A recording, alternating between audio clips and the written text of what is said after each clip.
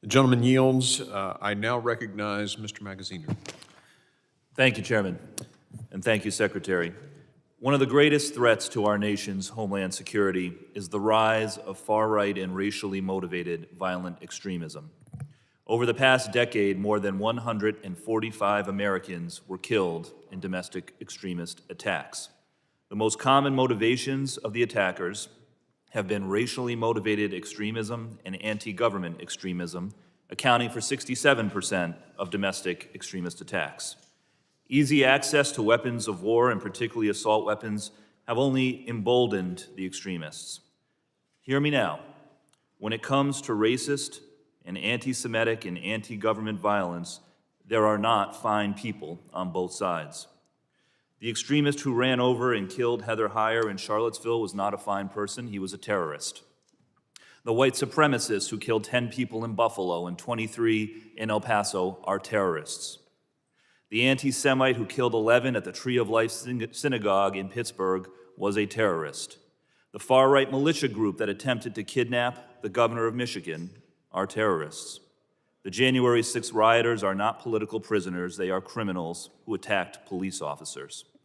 And paramilitary groups like the Proud Boys, the Oath Keepers, and the Three Percenters wrap themselves in the flag, but they are not patriots. They are bigots with guns, nothing more. But the victims of these extremist attacks are what we should focus on, because they were innocent Americans, all of whom deserve to be alive today.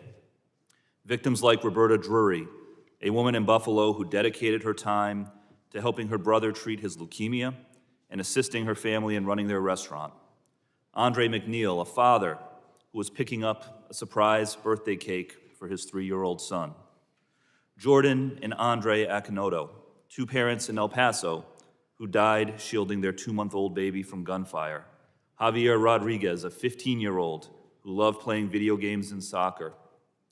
Angie Englesby, a grandmother who raised 7 children by herself and worked multiple jobs to support them.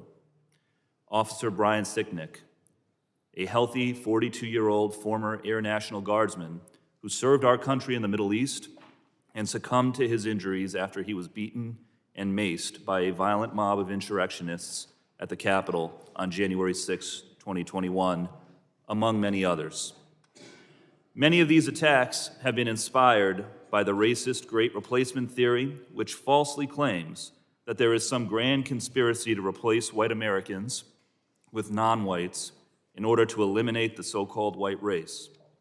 This false conspiracy theory has seeped into the media, with some members of Congress and Fox News personalities repeating it and inspiring domestic terrorists in their heinous attacks.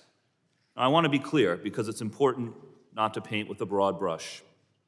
I commend many of my colleagues, including some of my colleagues on the other side of the aisle, for condemning domestic violent extremism in all of its forms. However, it is infuriating that some of our Republican colleagues have taken to cheerleading extremism and many others have stayed shamefully silent.